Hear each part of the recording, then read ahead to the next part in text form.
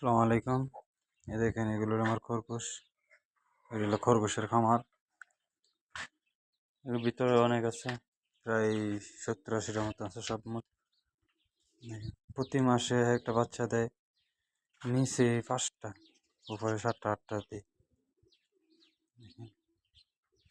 এগুলো সবগুলো এই রুমের সবগুলো খরগোশ। আরো অন্যান্য পাখি আছে, কবুতর আছে, মুরগি আছে। অবশ্যই আপনাদের অন্য ভিডিওতে দেখাবো। চ্যানেলটি সাবস্ক্রাইব করে আমাদের পাশে থাকুন, বেল আইকনটি বাজিয়ে দেবেন যাতে নিউ ভিডিও সারি সব আপনারা পাইবেন। দেখেন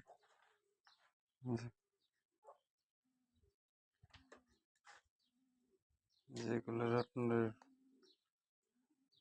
আলাপ সবুজ দেওয়া না, বসে বসে